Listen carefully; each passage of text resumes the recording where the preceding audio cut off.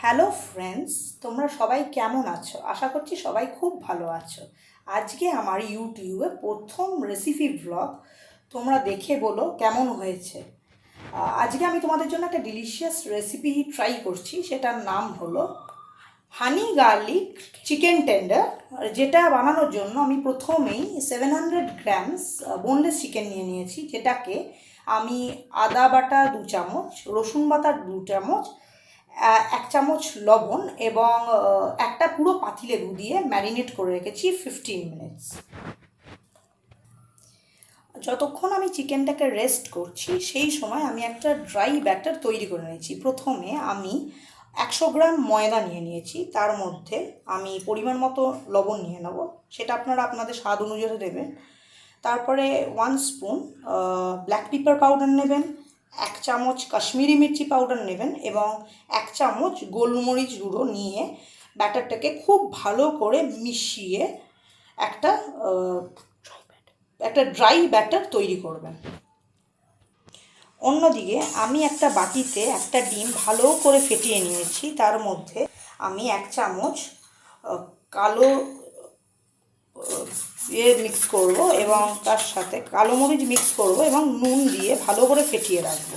এটা আমার চিকেনটাকে ফ্রাই করার সময় এইটা লাগবে।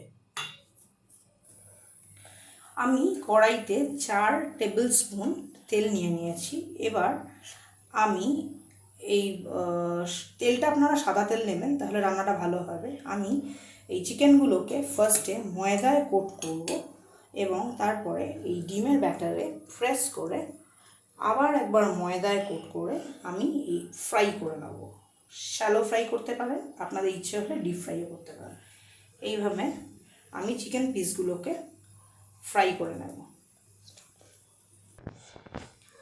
আমি মোটামুটি সমস্ত চিকেনগুলো আমার কোটিং দিয়ে ফ্রাই করে নিয়েছি। এবার আমাদের যে লাস্ট প্রিপারেশনটা বাকি আছে ওটা হবে সসটা, যেটার জন্য আমরা ফার্স্টে নেব বাকি থাকা যে তেলটা ছিল কড়াইয়ে সেইটা, তার সাথে আমরা অ্যাড করব 2 চামচ সয়া সস,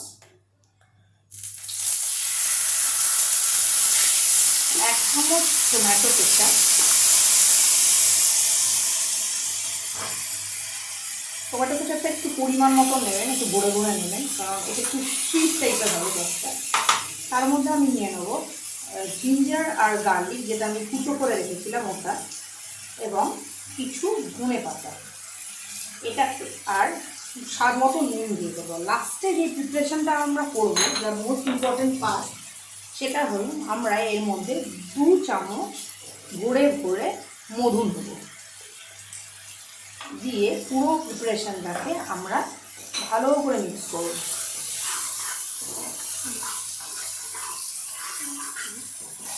একটু কিছুক্ষণ মিক্স করতে হবে যাতে জিনিসটা কাঁচা না থেকে যায়।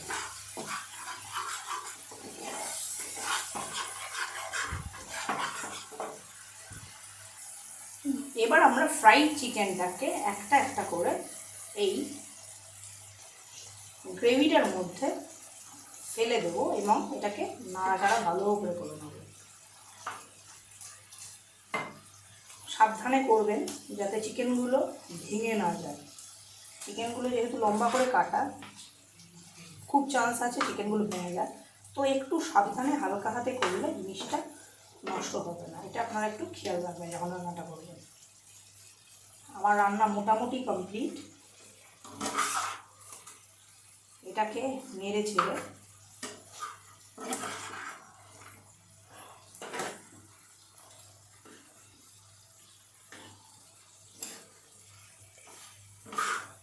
এবার আমি গ্যাসের ফ্লেমটা একদম মিডিয়াম করে দিয়েছি।